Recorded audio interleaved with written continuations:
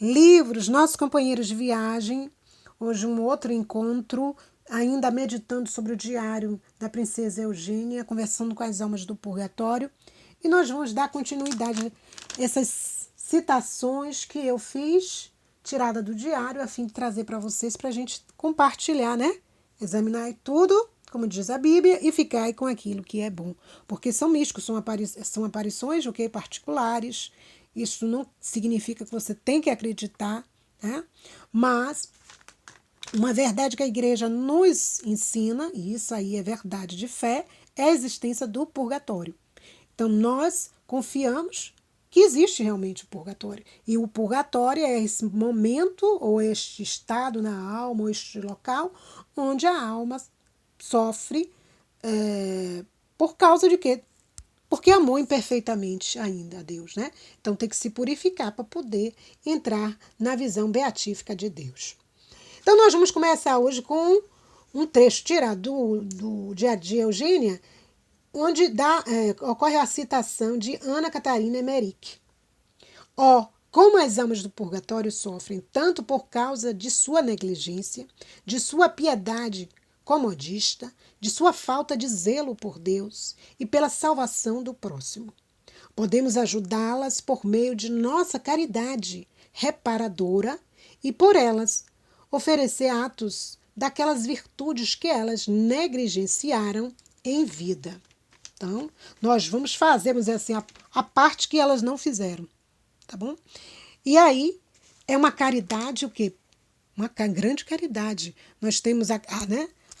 A caridade que a gente pode fazer o irmão que vemos de carne e osso, mas também nós podemos fazer a caridade maior ainda, que é ao irmão que já está na eternidade, que a gente não vai ver mais, que não viu mais, né?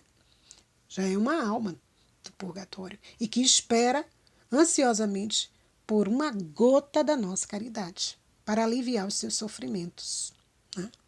No Diário de Eugênia, ocorre o que a citação deste místico Henrique de Seuze Ossuso, com S. Ele é de 1295 a 1366. Aqui deve ser a data do seu nascimento e da sua morte. Renunciar, ele diz, à própria vontade e entregar-se plenamente à vontade de Deus.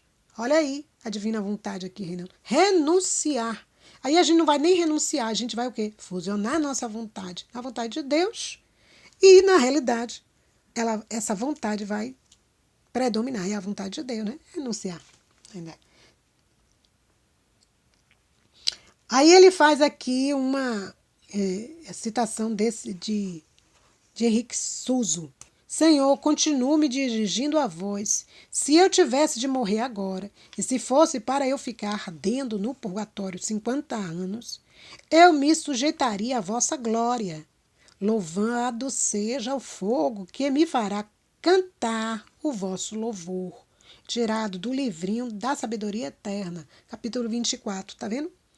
Então, por amor, para cumprir a vontade de Deus, se ele tivesse e padecer 50 anos no purgatório, que não é 50 anos daqui da Terra, né? Porque o tempo da eternidade é diferente do daqui, ele estaria o quê? Agradecido a Deus, louvando a Deus e cantando a sua glória.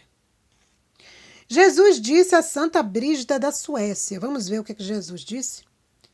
O que é espiritual não te aparece tal qual, mas em forma corpórea. Tal qual é, mas em forma corpórea, para que tua mente possa compreender as verdades. Elas são apresentadas em símbolos e comparações.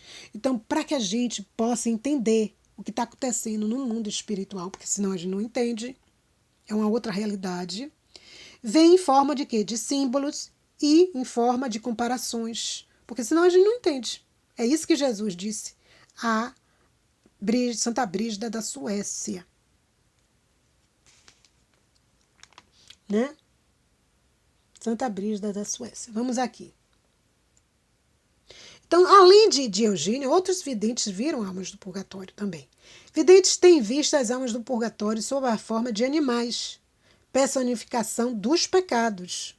Uma cobra, juramentos quebrados, tudo mentira e fingimento. A cobra simbolizava isso né, para Eugênia naquele momento.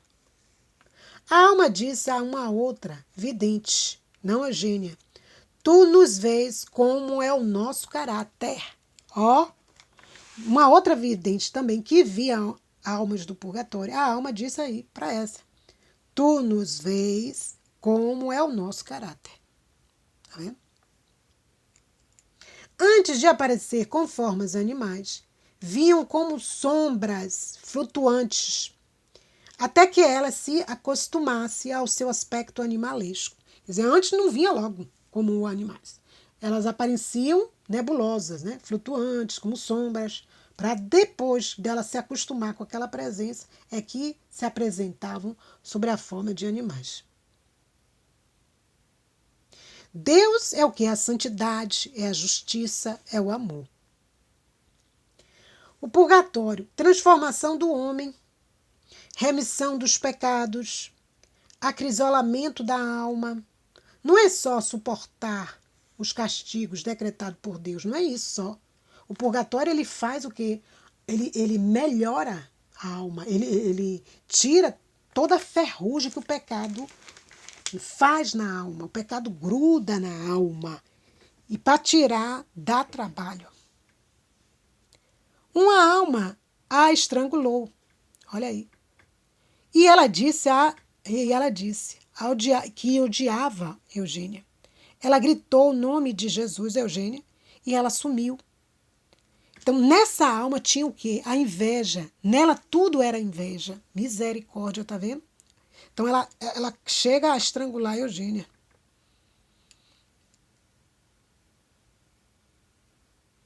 Então, ela diz assim, às vezes as pessoas, né, a gente tem receio de entender o que a providência de Deus nos permite já compreender sobre o mundo espiritual. A gente tem medo. Mas diz minha filha, aí no diário, diz assim, mas por quê? Se um dia o mundo do além, algum dia será o seu também. Todos nós iremos para a eternidade. Não tem como, né? Que você acreditando, você não acreditando, você tendo fé em Deus, você não tem fé, todo mundo vai. Então, essas revelações são revelações particulares. Você não é obrigado a acreditar nelas, né? Então, nós trabalhamos aqui no campo da fé. Você não é obrigado a acreditar. Nós temos o dever de não apagar o Espírito Santo e de examinar tudo e ficar com o que é bom. É a igreja que nos vai dizer aquilo que devemos ou não fazer.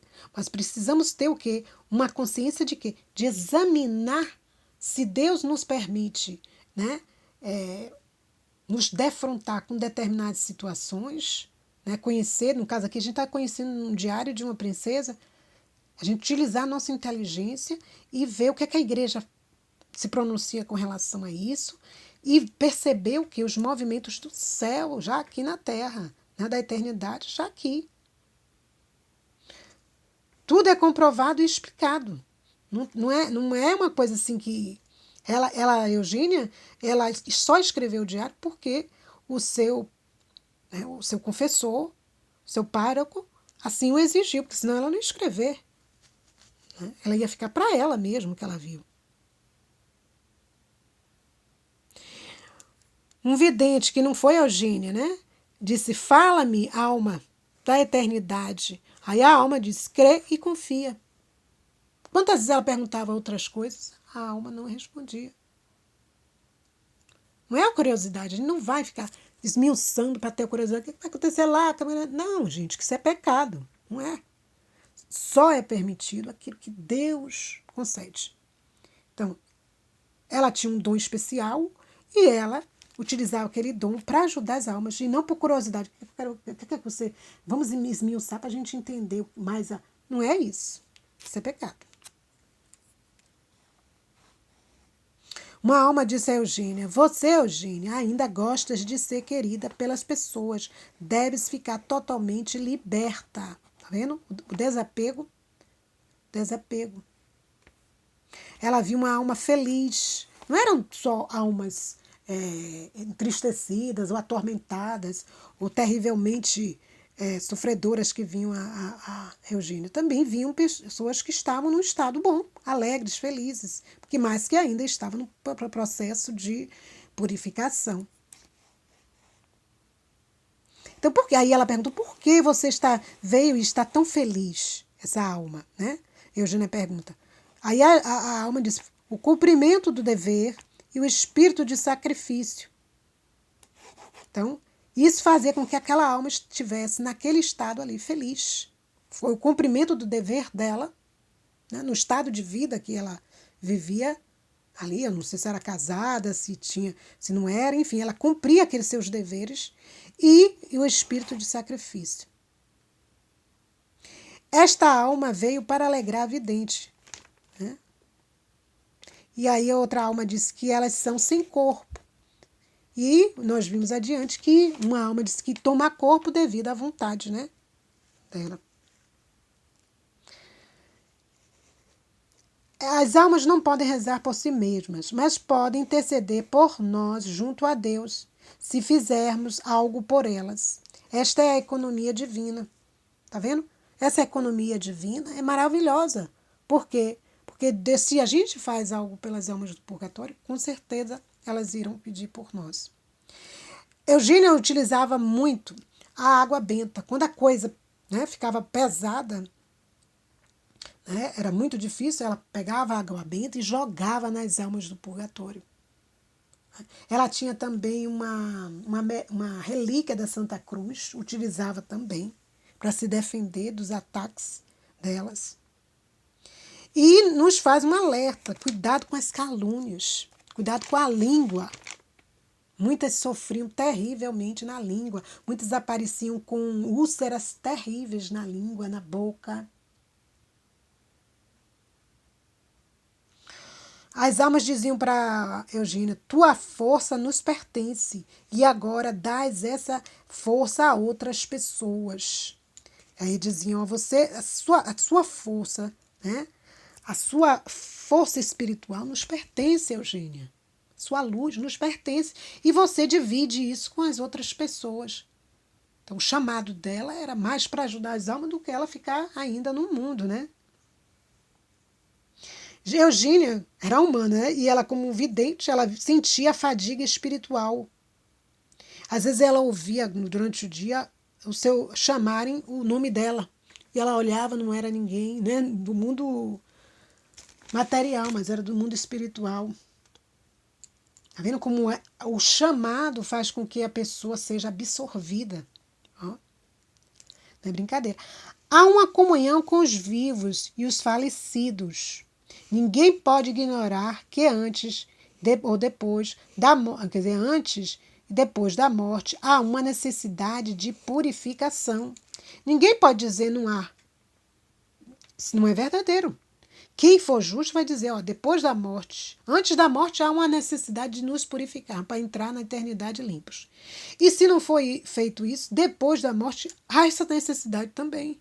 Mais do que antes, se conseguir se salvar, né? A prova da autenticidade do carisma de Eugênia consiste no fato de ter recebido a predição do dia de sua morte. Quer dizer, ela pergunta a uma alma e uma alma diz, embora feita em forma enigmática, foi bem evidente, bem clara. Ela perguntou à alma de um dominicano, era um dominicano falecido que apareceu para ela, e ela pergunta que dia ela iria morrer. Aí o dominicano responde 3 vezes 9. Ela disse, não entendi nada. Aí ele disse, não é para você entender. Depois se constatou realmente, como eu disse anteriormente, que ela morreu em 9/1/1929. 3/9. Quer dizer, uma alma que esteve, de uma mulher que esteve muito tempo no hospital sofrendo, né? Aí Eugênia veio. De onde vens? Da neblina mais cerrada. Como achaste-me? A claridade me atraiu. Ou seja, a alma de Eugênia, né? Não dava valor à mortificação em vida, esta alma diz. É que ela não dava. Era uma pessoa conhecida de Eugênia, Mas em vida ela não se mortificava, não era uma alma que se mortificava. A vontade própria morre com o corpo. Né? Aqui outra explicação, que a vontade própria, quando a pessoa morre, morre com o corpo. Então essa que estava no hospital sofria muito, por quê? Porque em vida ela teve condições de se mortificar e não se mortificou. Bem, nós vamos ficando por aqui. Até um próximo encontro. Livros, nossos companheiros de viagens. E rezemos essa jaculatória que salva almas. A cada momento que a gente pronuncia essa jaculatória, né? Vamos pronunciar na divina vontade, pedindo que o sangue de Jesus vá visitar cada alma do purgatório agora, levando os méritos desse sangue seja derramado em cada uma delas, sobretudo os nossos entes queridos, amigos, parentes, conhecidos, os nossos vizinhos, né? Amigos, inimigos, enfim, todos aqueles que passaram na nossa vida, direto ou indiretamente relacionados a nós, e que já estão na eternidade, que o sangue de Jesus os abrace agora neste momento e os liberte se estiverem nas chamas do purgatório e os alivie. E até o próximo momento, rico de aprendizagem, rico de graças, de bênçãos, porque quando nós nos abrimos às graças de Deus, ou nós ganhamos sempre, porque ganhamos, nada perdemos, ou aprendemos sempre. A paz de Jesus e o amor infinito de Maria.